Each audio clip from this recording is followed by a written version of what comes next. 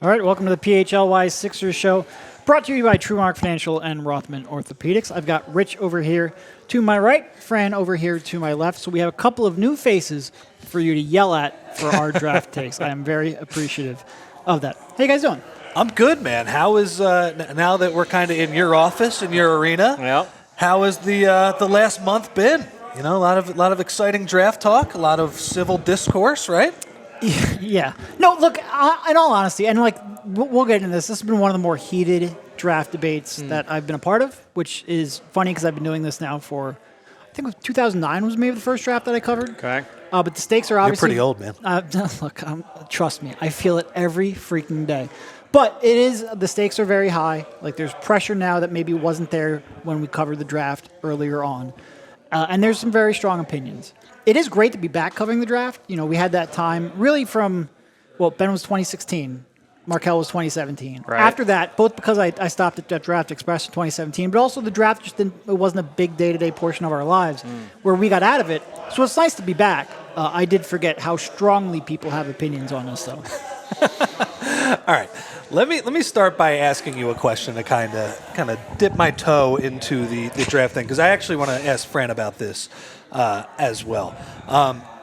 As you have mentioned, I've listened to enough shows that you think this is a draft with Cooper Flagg in the top tier, Dylan Harper in the second tier, and then a bunch of guys that you can, it depends. It's like an eye of the beholder type of thing, right? Yep.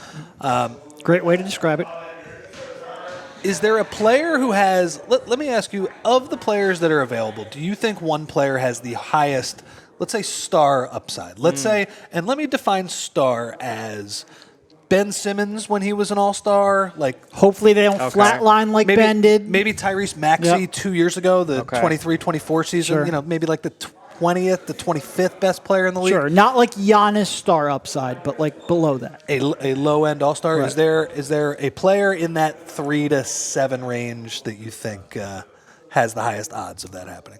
I think I'd probably go with Trey. I think Trey Johnson. Just his sheer shot-making potential, I think gives him a pretty high floor, but also gives him a pretty high ceiling, like being able to shoot, and specifically the diversity of the shot, whether that's off ball, whether that's shooting off of a screen, shooting off the dribble. He really has every shot in his arsenal, and he's not a complete zero as a passer.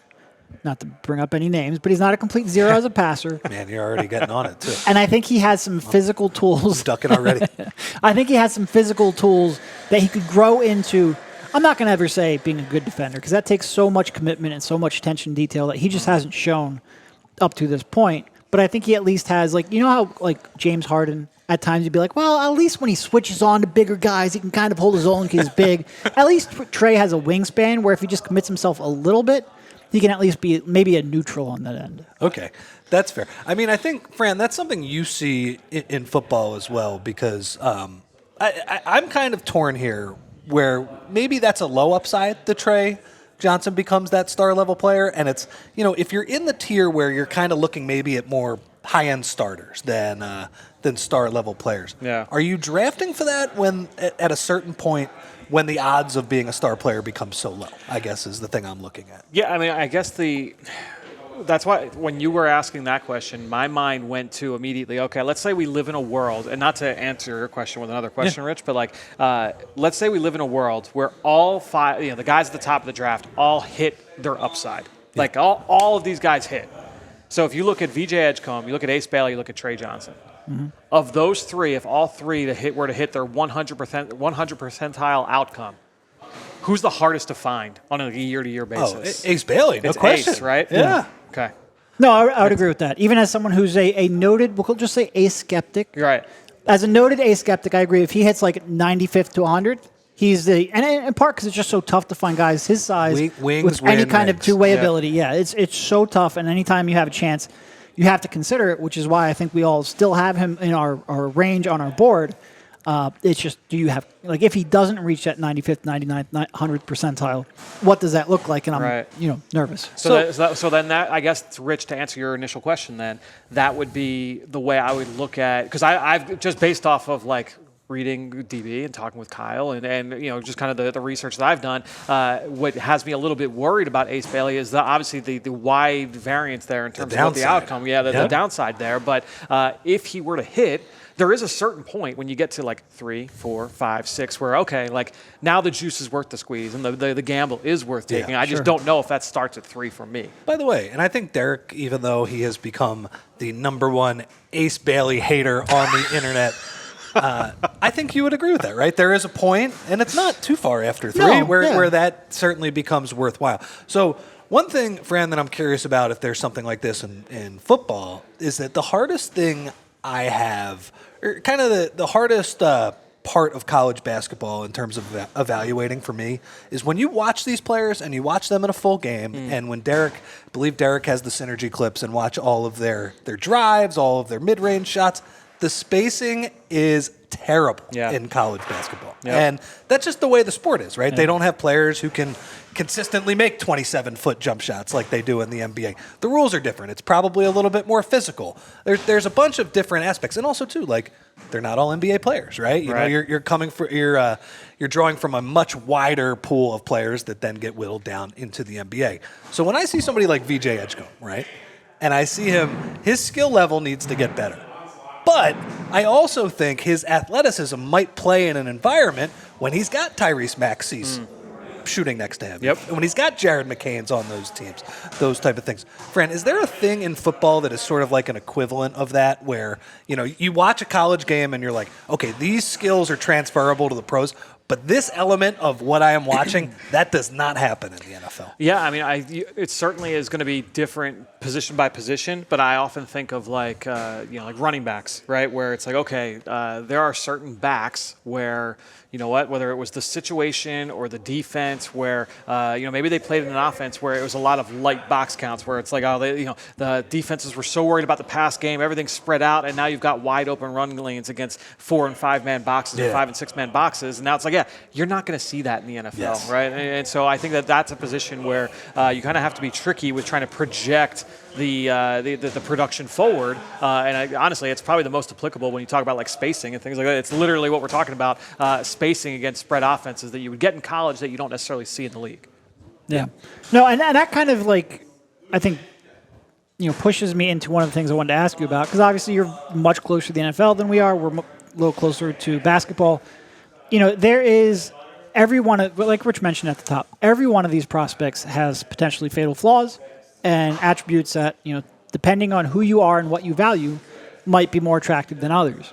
So if you're looking here at the list of the players the Sixers could be drafting, we'll again go over the names: Trey Johnson, VJ Edgecombe, Ace Bailey, Con Knippel. And one of them, like Ace, maybe you don't trust his in-game recognition and awareness. Somebody like VJ, who's a little unrefined in terms of his skill level, picked up the game a little late. You're not really confident in the left hand or maybe the pull-up jump shot. Trey Johnson, who just wasn't committed on one side of the floor, which hard to make a direct comparison here with football, obviously. But maybe there's holes in that regard. And someone like Con Knippel, who just doesn't have all the physical tools you would want at that high level. The Eagles, historically, how would they approach that? Like, what would they value? What would they discard? What would they really buy into? I would say if you were looking at the way that Howie Roseman has approached it over the course of his career, I would say Knippel would be the one that you immediately kind of put him to the side. He would be a tier down from these other three. I would say the most recent few years, Nick Sirianni, you hear all about dog mentality.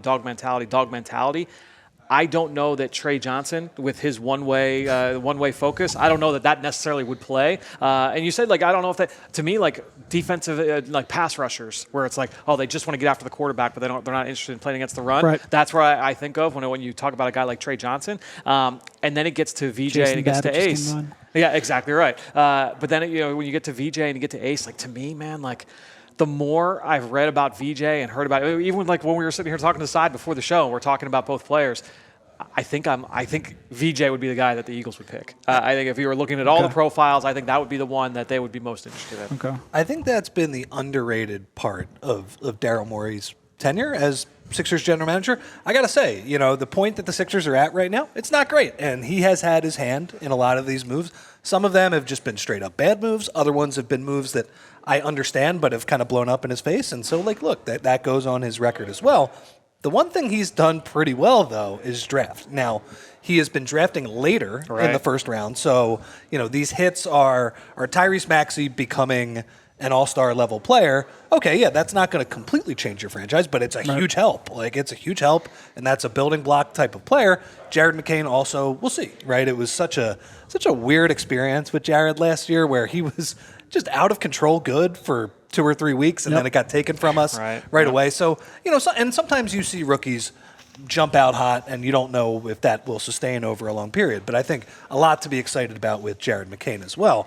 And one of the things about Daryl Morey is, right, people always just bring up the numbers, right, the analytics. But the thing about Tyrese Maxey and Jared McCain, both of those guys had picture-perfect background scores, I would say, right? If, it's the same work that those area scouts do in the NFL franchise, right? Like, talking to the college managers, talking to, the chefs in those college programs, the people that, who see these players when there are no cameras on them, basically. And what type of person are they? What type of worker are they? And the Sixers put a ton of stock in that last year with Jared McCain, and that seems to have worked because, look, last year, I don't know, we can't do a redraft based on, 25 games that Jared McCain played, but I think he would go a lot higher in that draft if we did it again today. And that was a big selling point where, yeah, of course, he had the skills, he had the shooting skills, he had the ability to run pick and roll, but a lot of it was we trust the person. And it does seem like VJ Edgecombe, number one, he has that box checked. Yeah. But the other box I mentioned, sometimes people over-index a little bit too much with Daryl Morey and in the analytics. All those analytical models, I bet you VJ Edgecombe scores a lot higher than, say, Ace Bailey in those. Because he's that type of player, right? He's a guy who, for better or worse, he fills up the box score, he gets steals, he gets blocks, and those players have tended to grade out pretty good in those models. No, every team I've talked to, because every team has their own analytical models. Nobody really uses anything that is public. Every team has, for the most part, been aces lower than sort of like the consensus in just the analytical models. That doesn't mean that they go by it. Right. They're going to factor in their own evaluation, but it does seem like they are lower analytically on him. We're just saying that. So I'm kind of sitting here, and I'm just wondering, that there's a bunch of this pre-draft.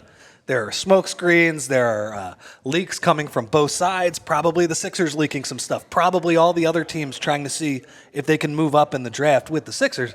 I kind of just wonder if we're making a little bit too much of this, and it's just going to be VJ Edgecombe because that one's staring right at you in the face for multiple reasons. We do have a month and a half to talk about it. Of course, we're making a little too much out of everything. Well, you're just going, but you're taking. We have the a reports. month and a half to talk about 4 different prospects. We're going to make a big deal out of everything. It was the royal you. No, I know. It wasn't just you. I got you. Yeah.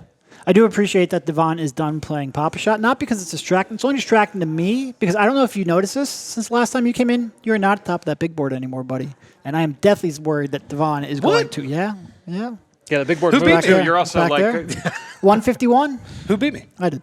Oh wow! So now I got to protect my turf. So I was a little worried when Devon was shooting because he was starting to get hot. Is that why you hit the big board from me?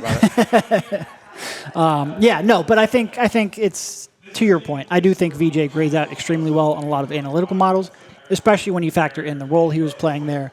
He wasn't on ball maybe as much as he will be. The spacing's not as good as it will be.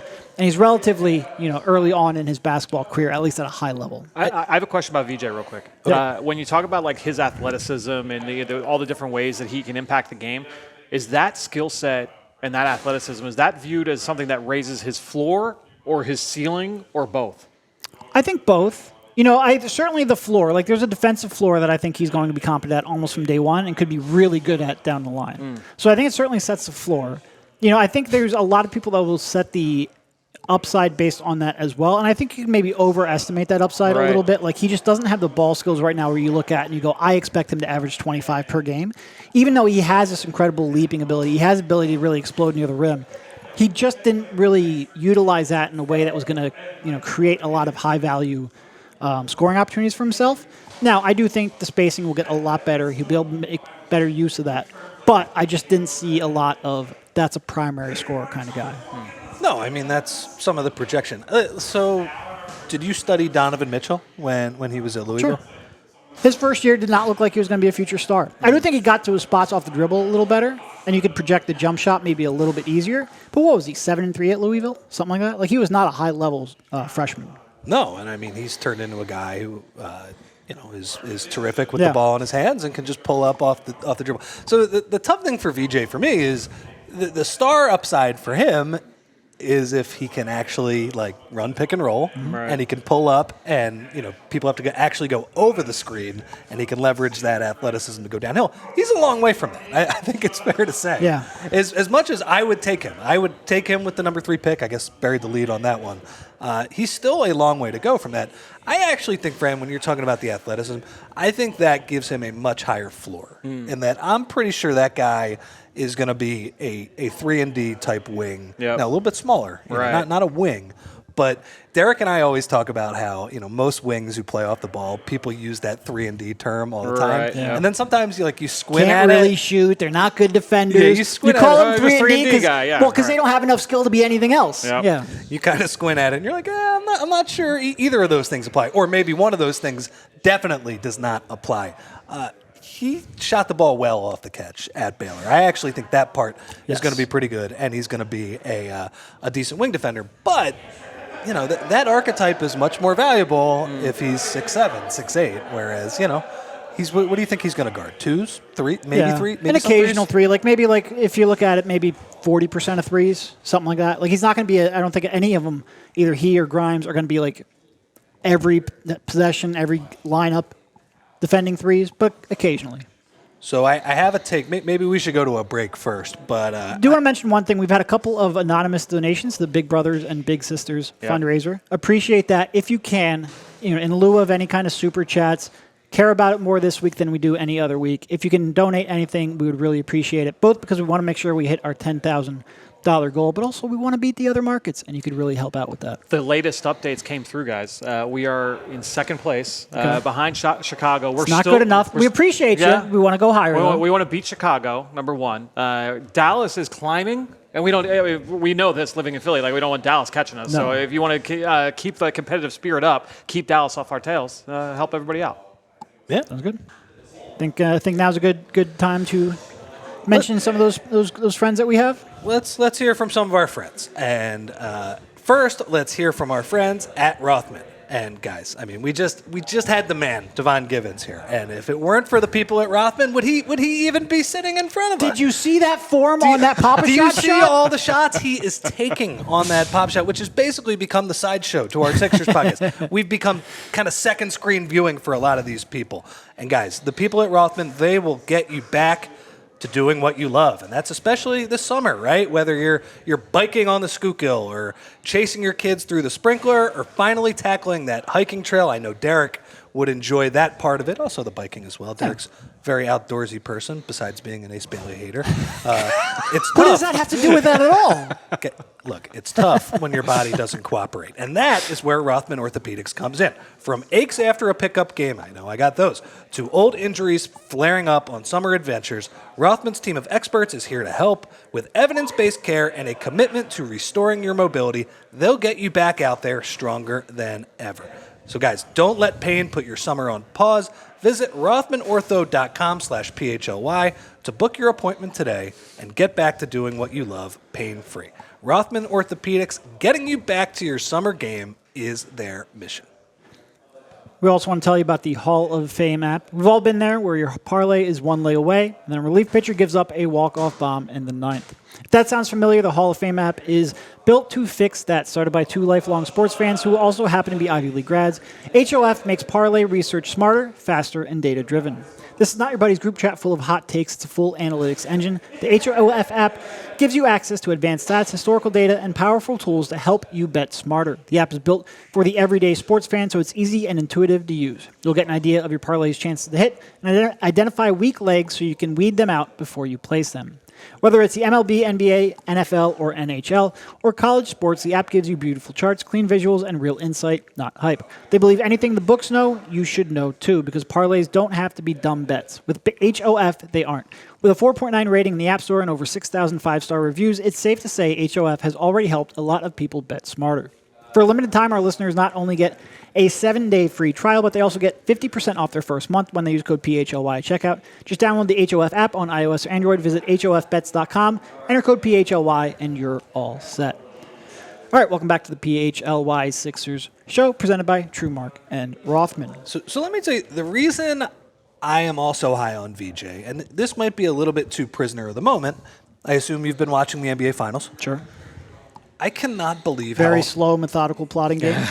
Dude, I cannot believe how hard this sport is to play Yeah. at the highest level. It really is. So I'm going to let you finish. I apologize for cutting No, out. go ahead. It's amazing how much better India's gotten defensively. Like, remember 2 years ago, they were a complete disaster. They played this up and down game, but it wasn't real basketball. They were like 28th in the league 3 years running. They get Siakam, a couple of young guys develop. They've just gotten much more competent on that end. So impressed with their front office, all of their players, really impressed with Rick Carlisle, one of the most, like, what a career. I mean, Yeah. When he started as a head coach, and especially when he was an assistant for those Pacers teams that played against Jordan and the Bulls, like, that is a completely different sport. Yep, right. And the fact that he is still just chugging along, adapting, giving his players freedom, as somebody who's kind of known as a little bit of a taskmaster at some point, he has been awesome. And you're right. Like, I remember I covered a couple Sixers-Pacers games, and obviously you watch them, but I remember, like, they would play in Indy when they first got Halliburton, and I knew exactly how the game would go.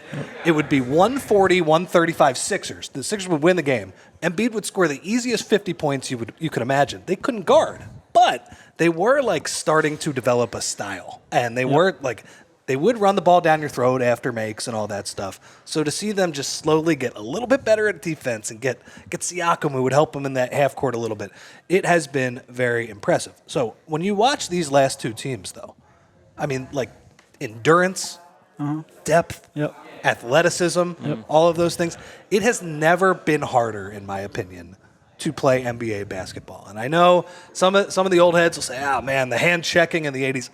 In terms of, like, lower body and just trying to get up and down the floor, there is a reason that all of these, lower body injuries are happening. And these players, it's really just a battle of attrition, right? Like, it's really who just is healthy at the end of June. It's very hard to make it through these 2 months. Okay, that is a long way of saying I don't feel great about Joel Embiid's place in the new NBA, right? Because he was not really good at making it through a couple rounds. Even though he had, like, look, Derek and I were front row for all of Joel's career. He had a lot of really unlucky stuff happen, right? When you break your eye socket 3 times in one basketball career, that's pretty unlucky. That has nothing to do with the style of play. That's just bad luck. But, considering the injuries he's had over the past couple years, it does seem hard for him to try or it's tough to imagine him in this environment. But let's put him to the side for a little bit. If you're banking on what it's going to look like in the future, though, VJ Edgecombe looks like a guy. He can run up and down the floor. He can play in this style of play. I think he sort of fits that style. It's very different than it used to be, man. For a lot of the time we were covering the NBA, it was about, who's got the best 3 stars, right? Who's got the best 1 or 2 players. I think that still matters, right? Yeah. Shai Gilgeous-Alexander looks like he's going to win, Finals MVP. And J-Dub like, they've got their 3 stars. It's just they also have a lot of depth because they were able to get away with their 5-year tank and some other people weren't. But sure. Anyway. Sure. Those things matter. But it's not everything now. I really do think you need 9, maybe even 10 players who can help you throughout a playoff run. Number 1, because you're going to get hurt. And number 2, like, you see a team like Indy, they're so good. I'm so impressed with them. But part of the reason I'm impressed with them is that, like, 95% of their deal is you're going to get tired before them. Yep. And they're going to close stronger in the playoffs. So I do think a player like Edgecombe would fit pretty well in that new style of NBA basketball. Do you want to give a quick shout out to Anonymous? We've got a $50 anonymous donation. Thank you. To the big brothers and big sisters. Yep. Love to give you more credit, but appreciate that you did it. And you want to remain anonymous? I applaud that as well as Bree hits the soundboard. Love there. it, Bree. Very incredible donation. But no, I agree. I think fundamentally VJ can play in that game. He can play both ways in that game. I think that kind of up and down game can, maybe make some of those defenses he has to attack a little bit easier. He can attack against an unset defense, and he could be really good. And I think two-way play really, really matters. Like, it really matters to have a guy like that who's just locked in on both ends. So this is a take I was kind of holding a little bit. I'm a little more positive on the Sixers for next year than the average person. Yeah. I mean, I understand. positive? Not like finals positive, Right. But I don't know, man. I think that when you see all these teams get mentioned, you see like Cleveland gets mentioned and Orlando, which was interesting because they kind of consolidated. They're sort of going with the 4-star model. Their bench is not very good. I don't know, man. I think they have a lot of good players and a lot of things went wrong, and this matters. Like Daryl Morey said this after the season. It's not just the playoffs when having depth and athleticism matters. That was the Sixers' big issue during this regular season. Yeah. But a lot of that was injuries. And I do think like if you add a VJ Edgecombe, like let's just say like they're 4 guards, right? Their 4 guards, if they have VJ Edgecombe, will be probably Tyrese Maxey, Jared McCain, Quentin Grimes, and VJ Edgecombe. It's pretty good, man. Yeah. Like I think there are enough teams that'll be dead tired on a back-to-back where you could kind of just, I don't know. I think if you can get those players around, now look, it all comes down to Joel, right? And if he's, I can't even guess what he's going to do, right? It's like not even fun to talk about him because I don't know. Like I hope he comes back and he's dominant as hell, but we just saw what happened this season and we have no idea. By the way, aren't we supposed to get a Joel update at some point here? They said he was on a 6 to 8 week timeline. They did not promise an update. Hasn't that timeline ended? It has. Okay. Yeah. So, I don't know if you've noticed over the years, Rich, they don't tend to be all that forthcoming with Joel Embiid injury information. Remember last year when they didn't even call it a surgery, they called it a procedure to address right. Did they even call it a tear? No, they called it an injury, right? Like they wouldn't say anything. The thing is that they've had a lot of practice at being able to being able to dance around these issues. They did. Well, in some cases, legitimately hide with the original.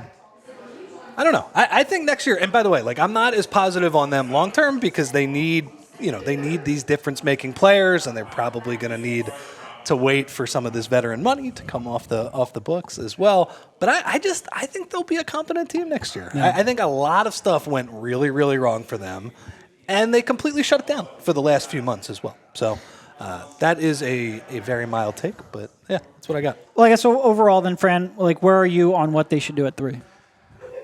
I think it should be VJ Edgecombe, based off of just kind of reading through the reports that you guys have done with the Die Hard Draft Guide and talking with you guys about it. Just the profiles that I'm getting, and literally like every little bit that gets added in. Like we were talking beforehand, and Rich brought up you mentioned that you wanted to, DB, that you wanted to watch some of the Bahamas stuff, and I asked, why? And when Rich said, he was an 18-year-old, playing with those guys and trying to qualify for a spot in the Olympics, and he was leading that team in points and going through the numbers there. And it's like for him to do that in that environment as an 18-year-old, I'm like, yeah, like these are the markers that as a people in the NFL, you're looking at breakout age for a wide receiver, or like looking at breakout age for an offensive lineman to see, he's doing this at 18 years old, at 19 years old.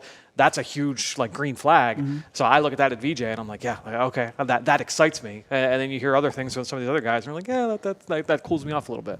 I guess so. Like in terms of, because it's not like VJ didn't produce as a freshman, right? What do you have, like 14 and 15 and 5, 15 and something in that range. I don't think he was completely unproductive, but he didn't have I think a lot of people, when you look at the athleticism, he didn't necessarily translate that at a high level.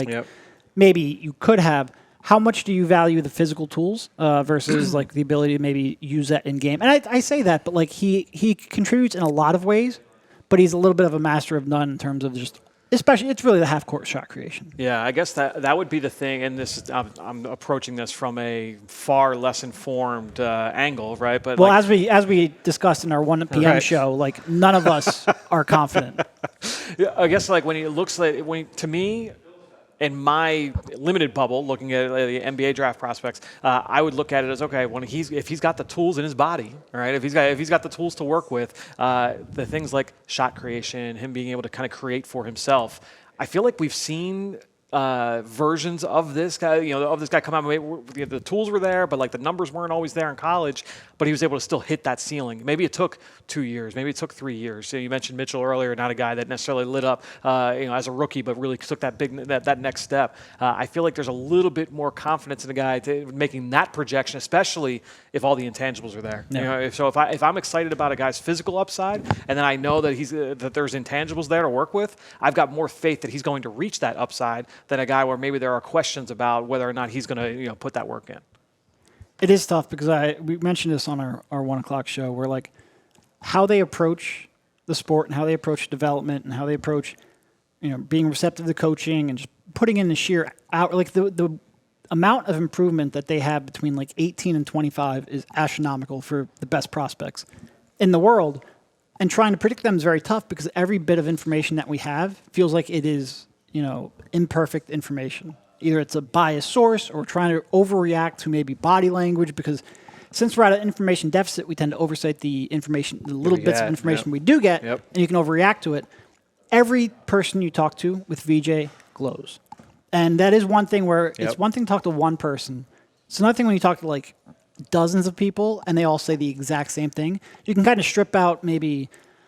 Feels like Tyrese everybody Maxey. has I was just motivations. going to say. Yeah. Yep, exactly right. That sounds like Tyrese Maxey. I mean, and Tyrese Maxey, one of the craziest improvement stories ever, Fran. Because, Fran, if you look at his career, usually guys they'll make a big jump in their second year. Right. In their fourth, like Giannis made a big jump in his like fourth year. He became an MVP level player. Tyrese Maxey just keeps getting like a little bit better every single year. That doesn't happen usually. Usually they plateau. Usually there's some ups and downs. I know there was a little bit of a down for him last year. That was the first time he experienced sort of any sort of difficulty improving in the NBA. And part of that was the team around him was falling apart too. Right. So I don't want to like put all of that on him. But he's just continually like, when he first started, when he was a rookie, he was a bit player, and Doc Rivers probably should have played him a little bit more, but he wasn't ready to be like a starting level player.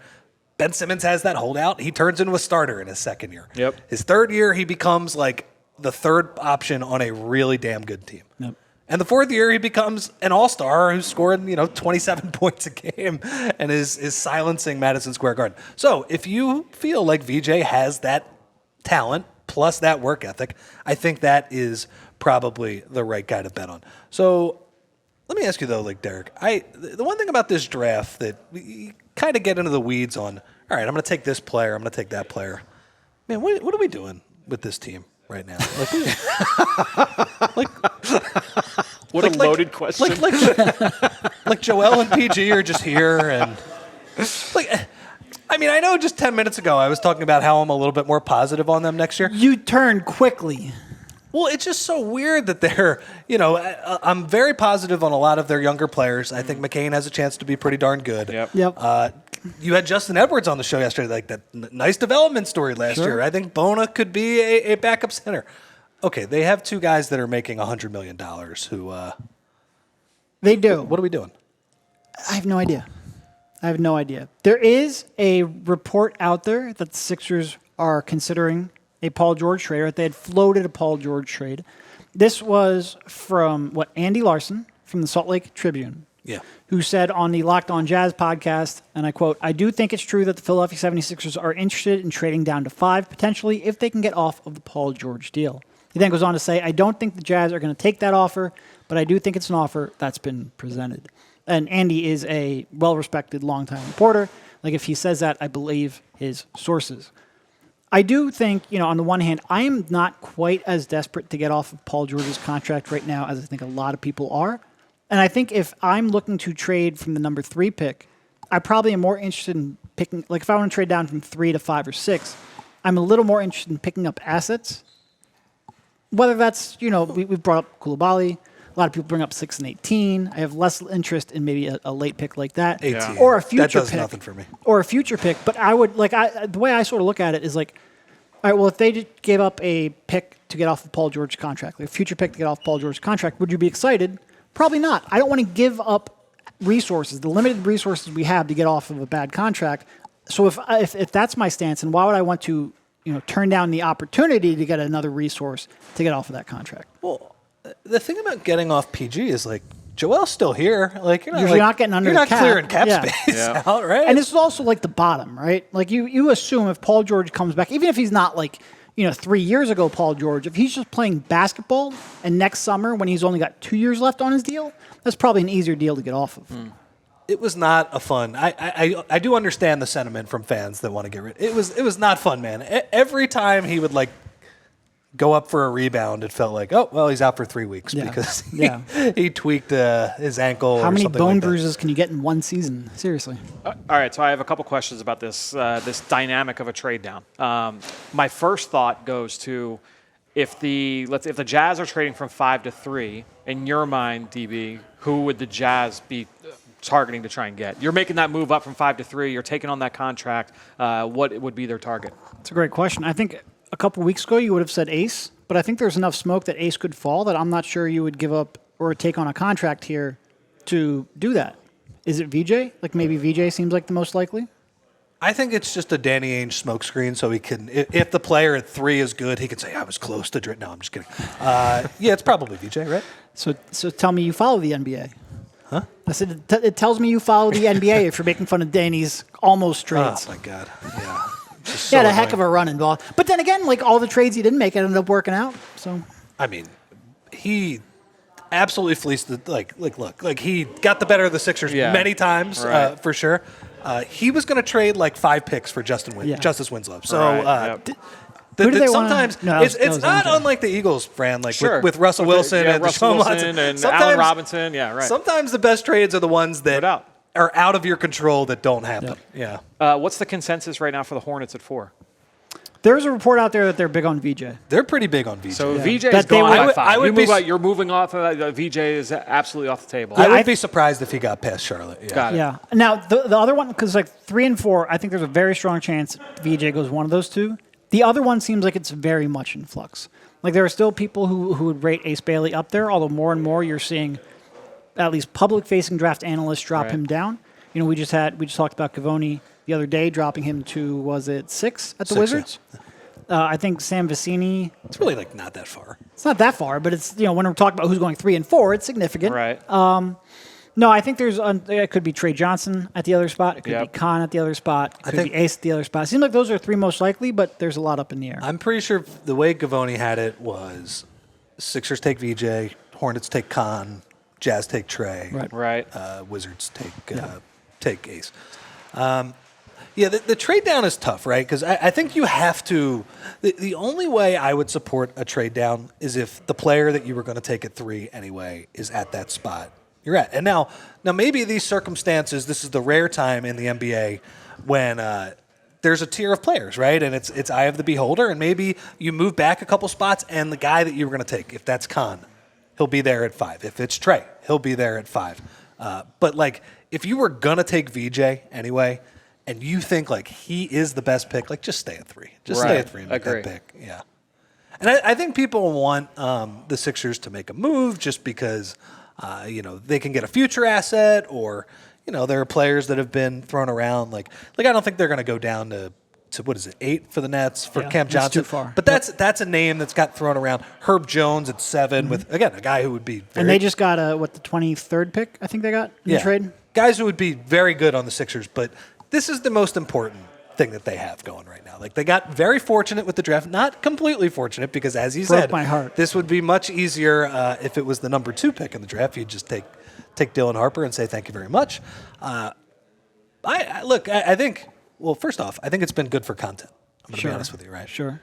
Because there's actually been arguments about who is the pick here.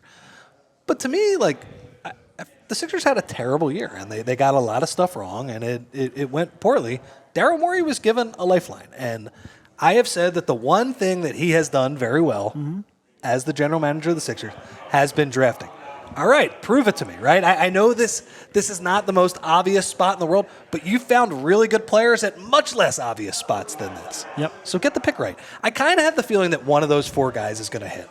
I know that's stupid. Maybe none of them hit to that level. Maybe all of them are just pretty good starters, right? And they are differing levels of good, and it's not really something that fans really care about because they're all, roughly the same impact.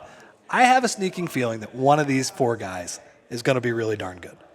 Sniff it out. When it comes to the idea of a trade down, I just think that if you're going to make a move to get off of VJ or Ace or whoever it is that you think that you would want to take at 3, I don't know that this regime is in a place to sell hope, right? I feel like you need somebody that can help you right now to make this team better for 2025, right? And so I do think that the best course of action, who do you feel best about from this group of 4?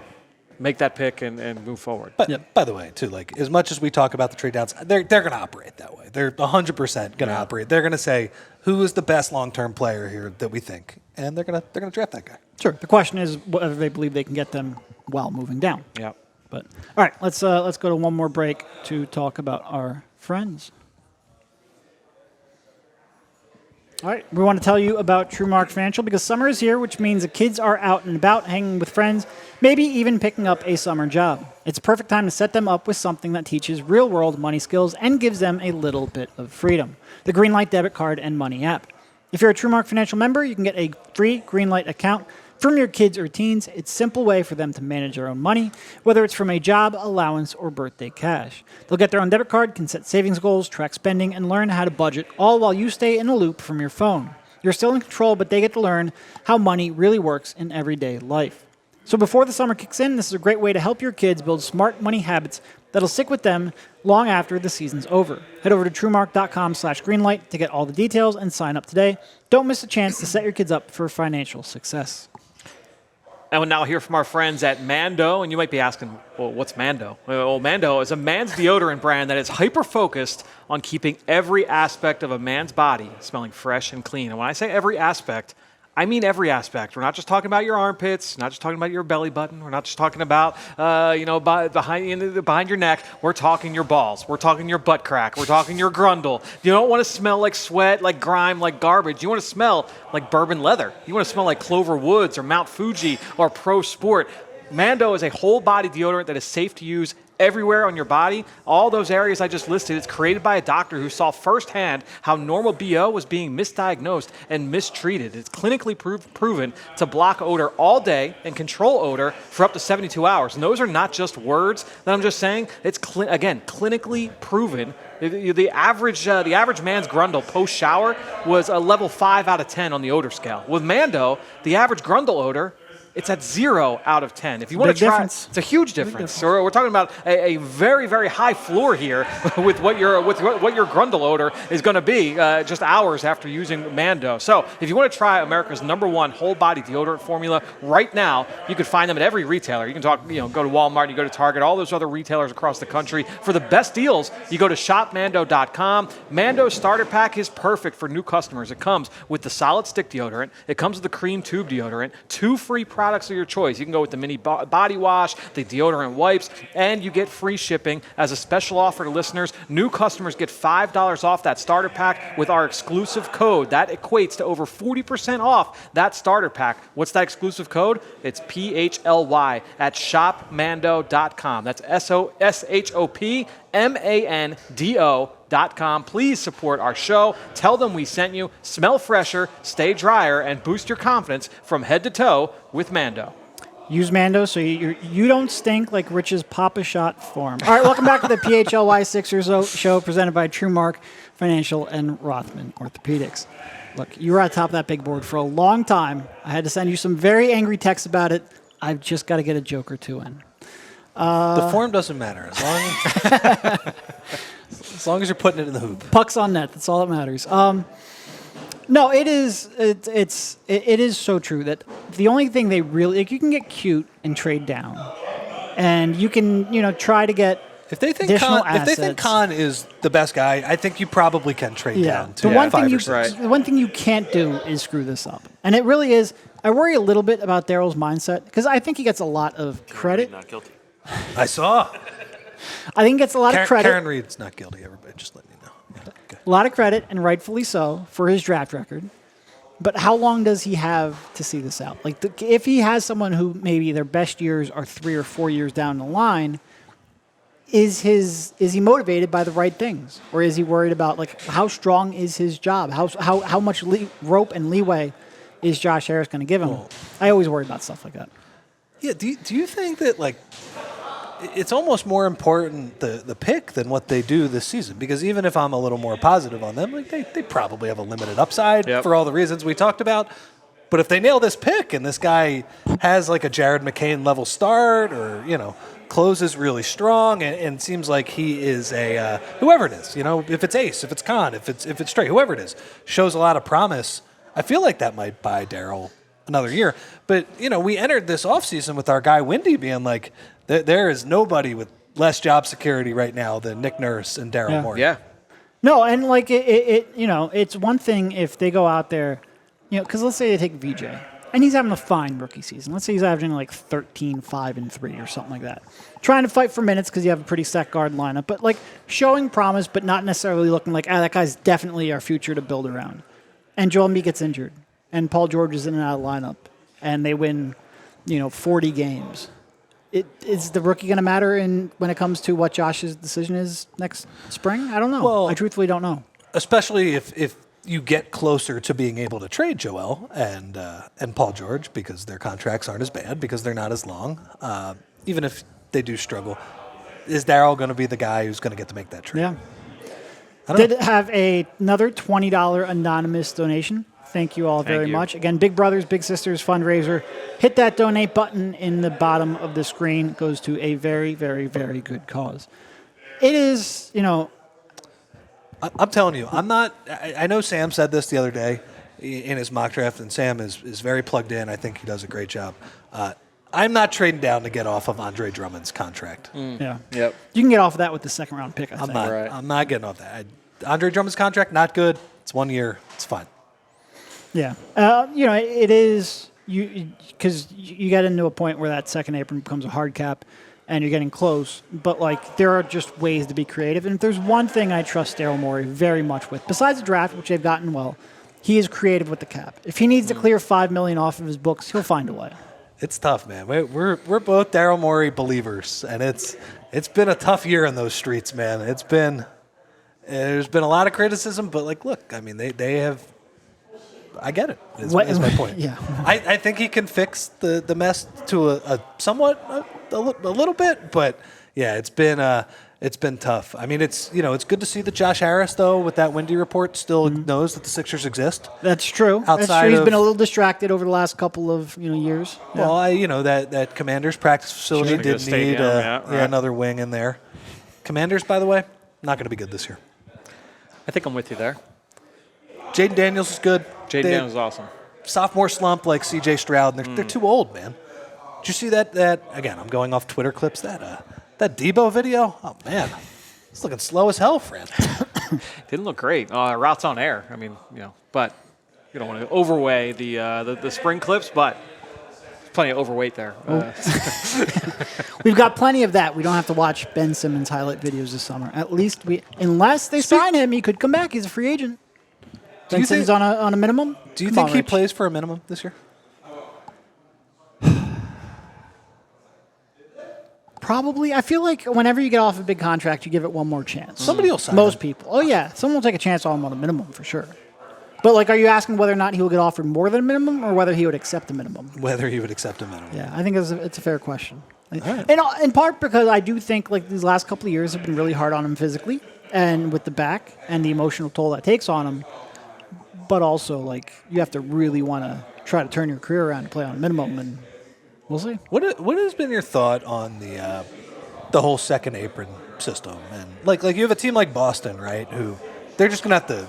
Obviously, with Tatum being out, they're gonna take a step back anyway. If they didn't win the title and had to bring everybody back, they were gonna completely tear that thing apart anyway, right? And you have a bunch of teams where it's just so hard to make a trade now, man. Well, it's hard to make a trade, and I feel like you have to be an accountant and a lawyer to even know what's legal anymore. Can my team aggregate contracts anymore? Let me go through every freaking transaction they've made over the last 12 months and figure it out. And look, obviously, I spend a lot of time on the collective bargaining agreement. It allows, it gives me a chance to really try to explain that, and I appreciate that. But I do think it's at a point where it's it's just too much. It's too much to keep track of. Forget even the teams and the flexibility and all that.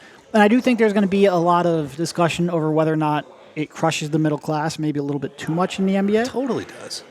But to me, it's just I think it's a bad fan experience at this point. You really have to be on top of that kind of stuff. And, the NFL is unique in its own way, too. And in some ways, I'm a little bit jealous because it's easier to get yourself out of a jam. But there's a lot to keep track of there, too. But I think we might have gone a little bit too far. I agree with that. I think if they keep this system, one of the effects is going to be there's going to be a ton of parity from year to year. Yeah. Even OKC, who is set up better than anybody, they're the one team because they're just going to have draft pick after draft pick. So they're not going to have any problems for a little while. But, man, they're going to have to pay Chet Holmgren and Jalen Williams $40+ million a year. No, and they're really like. I think at one point we're all sitting around going like, all right, when are they actually going to like push all their chips in? When are they going to make that big trade to really make that next? Well, they made the next step without making that big trade, and now they're sitting here, and I think if you were going to predict this new collective bargaining agreement, you would go about it almost exactly like OKC did. You got your big three. You got obviously Shea in that trade. You drafted the others, and now you have. How many draft picks they have over the next 5 years? Like an absurd amount. I don't even know what it is, but it's an absurd amount. It's like 15 or something like that. If you were going, if you're going to try to build around that big three, you have to continue to cycle through cheap rookie scale kind of players, and they have enough swings now where they can go. All right, well, in a couple of years, maybe our core is a little bit too expensive. We let them walk. Hopefully, these young players that we're drafting can come up and step in on cost controlled contracts. It is sort of like they got the benefit of being able to not care about winning for a longer time than maybe a big market could have gotten away with. But also they collected so many assets now that I think they can withstand some of these second apron penalties. I don't know, man. I just look at the East. And look, the East is not going to be good next year. That's my other reason for Sixers optimism, right? That's why Orlando gives up 5 picks for Desmond Bane, because they're like, there's a window there. There's a vacuum. See, I didn't hate that trade. I actually think he's a very nice fit with that roster. I don't hate the number of picks, although you would have liked maybe 3 in a swap rather than 4 in a swap. The unprotected part. A lot of times people sit here and they go oh, well, we don't have to worry about that because we're good now. And we got a core. Right. How many times does that happen where what you think's going to happen isn't actually... I mean, look at the Sixers right now. Exactly We all sat here and begged and worried and sweated that the Sixers would lose their pick, and they had to lose I think they had lost 31 out of the last 35 games or something absurd like that just to keep the pick because of a trade they made 5 years ago where they just assumed, we're going to be good, forever. You look at the top, I mean, number 1 pick went to Dallas. Number 2 pick, all right, San Antonio, they haven't been great, but they've just had number 1 pick not long ago. That was my favorite after effect of the Sixers tanking. Everybody's like, we got to flatten the lottery odds. And now that the lottery odds have been flattened and teams like Dallas are jumping up, teams like Dallas, the worst run team in the league for the last 4 months of the season, they get Cooper Flag. Everyone's like, no, not like that. It's like, will you just make up your mind? But you've got Phoenix, who trade away every pick they have, and they're in a lottery. It is, you make a lot of assumptions based on health, based off of players developing, based off of stuff that you can't predict, and you think, well, these unprotected picks we gave up, they're not going to matter. But when you give up unprotected, I think Orlando gave up unprotected picks or swaps in 27, 28, and 29, 3 consecutive years. That's risky. That's risky. They don't have that obviously in the NFL. That would really. They don't have it. You have to overpay, or you have to overpay to give up something like that. That would really, really scare me. They don't have it in the NFL, but they did have a trade this year with the who was it? It was the Rams and who was that terrible trade with the Rams and the Falcons? Yeah, the trade in the future. They just gave up their first round pick the next year. Right. Next year is supposed to be a pretty good quarterback year too. Yeah. They might not be good. That was crazy. Yeah, that was insane. It is. I appreciate teams, especially Orlando, because I think they very clearly see the vacuum, and they're we're good. We had the second best defense in the league. Our offense was a disaster. We don't have anything on the perimeter to help us create shots. This guy's available. Let's go out and get him. I think he's almost exactly what they need. I think they still could use a little more half-court creation, but I think he is a very good piece that they're desperately missing. It's just, man, they better get it in the next 2 years or so because there's a lot of risk in that. Sure. Okay. But I look at with these apron teams. The East is going to suck. I mean, Cleveland, they're going to have to trade one of their guys. They're too expensive. You can't have 4 expensive guys now. Boston's just going to be a shell of themselves next year. We'll see what happens in the following year. The Knicks can't get any better. They've already traded everything, and they can probably give a mid-level to somebody, but that's not really doing anything. The Pacers probably are going to be the best team next year, honestly. Yeah. Right? They're in the best shape. Right. I mean, the Bucks, that's a disaster. Yep. They can't get. But the Sixers should be better than the Bucks next year. Yeah. They should be. Even with mediocre health, they should be better. They should be better. Yeah. I don't know. So we'll see. I do not like the aprons though. It's too restrictive, right? I have not looked at this at all. It's just that's Vince has been well, have you looked into the NFL cap? I'm no, because I have all of this nonsense rattling in my brain. If I start mixing the streams, it gets no.